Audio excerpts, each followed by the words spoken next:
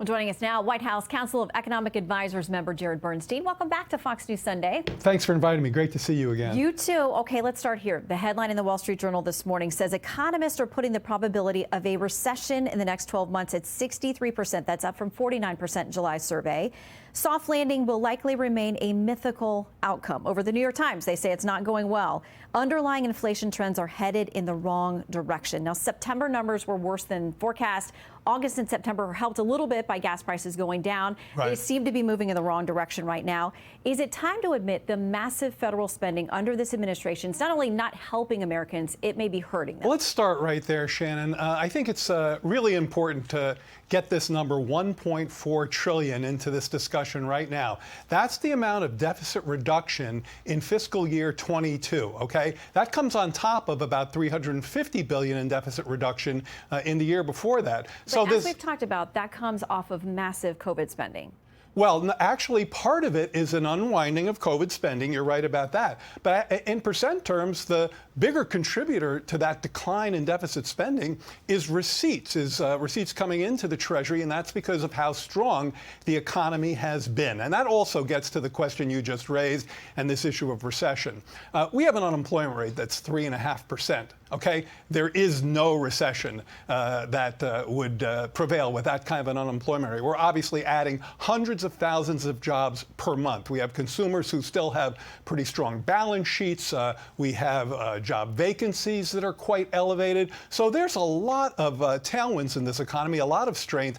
And when President Biden just said on the tape you played that the U.S. is uniquely positioned to do two things: to ease the price pressures we face, which are very real. You correctly referenced them right out of the gate. We've called them like they are, squeezing family budgets, while maintaining these economic gains. That's our mission. We believe we can accomplish that. We actually think the probability for a soft landing is good. Okay. In that Wall Street Journal piece, they also talk about predictions for Q1, Q2 next year to also be negative territory. Would you concede then?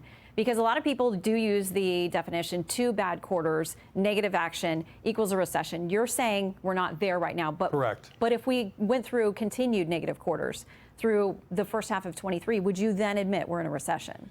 First of all, it is not up to the White House to call a recession. That's called by an academic group. But you, Jared Bernstein. Yeah, what I would look at the following variables, which happens to be the same ones that the group I was just talking about: retail sales, payroll employment, consumer spending, industrial production.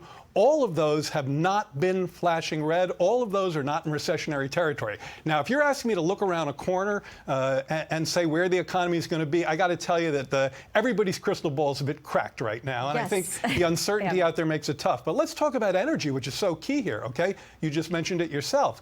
In this consumer price report, where prices were, no question, elevated to a point that family budgets are squeezed, gas was down 5%. And in fact, the price of gas fell about a third in the third quarter of this year. Now, remember, it peaked out at north of $5 a gallon. Last seen it was $3.89. I know because I checked this morning. So did I. And there are 14 states with the price of gas at $3.50 or below. So that's some progress, and it relates to President Biden's release of oil from the strategic reserves. But how long can we do that? If we're doing millions of barrels at a time, there is a bottom to that. So I knew you would ask me that because I know you're very interested in the strategic reserve and its capacity. As all Americans should be. Yeah, on a Sunday morning, what else are we thinking about than SPRO capacity? Okay. Exactly. There are still 400 million barrels of oil in the strategic reserve. It is more than half full. I think people don't quite have that capacity number in their head. We've never done a draw that's of that magnitude, and the largest draw that we've ever done that President Biden presided over in March is 180 million barrels. So the fact is that there is capacity there to use the SPR to deal with some of the energy shocks we're seeing in the world. But I'm not saying we will. That's up to the president to decide, and he hasn't made that decision yet. But if you look at the unconscionable actions of Putin, weaponizing energy, amplified by the short-sighted and misguided decision by OPEC Plus recently, then sure, having the SPRO there for a potential release is an important tool. And when those prices move in the right direction, that is a good thing to ripple to all the other issues that show up in the CPI. Right. But let's talk about this. When President Biden took office, inflation was about 3%. Gas prices were about $2.39, I think, a gallon. So we can't possibly say that things have gotten better or we're anywhere near where they were 2 years ago. Let's talk about the realities for folks. Groceries up 13% last month, year to year. Eggs more than 30%, milk more than 15%. Our new polling shows that 71% of Americans say they are having to cut back just to afford necessities, not anything fun or luxurious. And also, they say that compared to their situation 2 years ago, they are worse off, a majority of them. So what do you say to those Americans, though? This has happened on your watch. Let me speak to them directly, which is all of those facts are facts of which we are acutely aware. And when President Biden came out to talk about this last inflation war, he started by talking about exactly that, the squeeze on family budgets. And I think you have to ask yourself, is this administration doing what we need to do to help ease those pressures? Now, remember, these are global price pressures. All the statistics you just cited, they're actually worse in Europe and the UK. Inflation is higher there, in part because they're more... Not in France, for example. Okay, but in the EU in general, I know that inflation is double digits there, and the UK as well. And the reason is because they're more exposed to energy, and we just went through some of those energy numbers. But I think what you have to ask yourself, Shannon, or really more importantly, what the people that you're just talking to have to ask them, do we have the policy set? And is the Fed doing what it needs to do to ease these price pressures? Now, you know the Inflation Reduction Act passed. This is a measure that lowers prescription drug costs, that lowers the cost of insulin, that lowers the cost of medical care. There are 13 million families who will be paying $800 less per year. If you were paying $10,000, if you're someone on Medicare on your prescription drugs, you're going to save $8,000 under the IRA. So these measures are in effect, and Republicans have said they want to take them away. So if you were paying hundreds of dollars on insulin per month, and now you get to pay $35 starting in January, they want to take that away. That, to me, is a recipe for more inflation, higher costs, not easing the pressures that you just took us through. Okay, I will ask Steve Scalise, the congressman, is going to be with us in just minutes. We'll ask him about that. In the meantime, let's talk about mortgages, because we talked about this a little bit before we got started. Let's use the example of a median home price about $390,000, 20% down. Back when an inflation rate was about 3.05%, that would have been $1,324 a month. Okay, so let's fast forward that to now, because mortgage rates have more than doubled this year alone. So if you took that same house at a 6.92 mortgage, $2,000 a month, it's $735 more each month. That's thousands and thousands of dollars for an average family if they want to get into a home price now.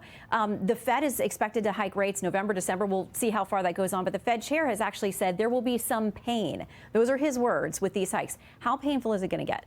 Well, I think you have to distinguish between people who are buying homes now and the vast majority of mortgage holders who've locked in rates that are much lower than that. You're definitely right that at that margin, the price of financing a mortgage, of course, goes up with the interest rate and with the mortgage rate.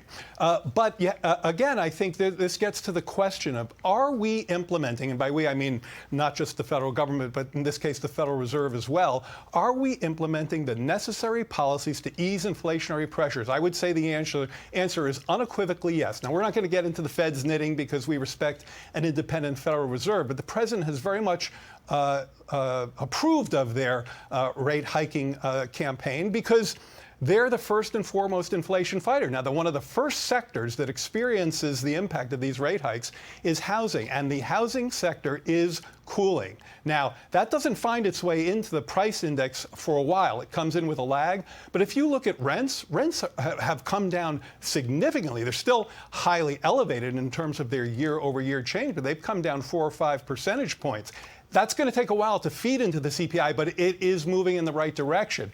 And so that's what I'm trying to get across here, that whether it's the Inflation Reduction Act, whether it's our work in the ports, whether it's our work with energy and the release of oil from the reserves, we are doing all we can to ease inflationary pressures, and we see results. It's going to take some time for those results to get into the price index. We'd like to see that happen a whole lot faster. We're going to try to work to make that happen. Yeah, but we are engaged in the appropriate policies in this regard. Okay, so let me put up these poll numbers then, because the American people are confused about that. They don't think your policies are working. When it comes to how the president is doing on the economy and the inflation, he is upside down by a wide margin in our latest polling.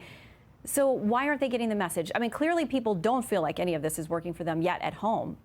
I think because so much of what's going on in inflation gets just down to the trip to the supermarket and the trip to the gas station. Now, I think if you ask people how they feel about paying over $5 a gas in mid-June and well under $4 now, I think it's about $3.89 nationally, $3.50 in 14 states, including Florida, North Carolina, and Texas. So some significant population there. They tell you they feel pretty good about that, and I think it's unequivocal that the president. Fingerprints are on that decline, in part because of the release of oil from the reserves. We're doing what we can in the food space.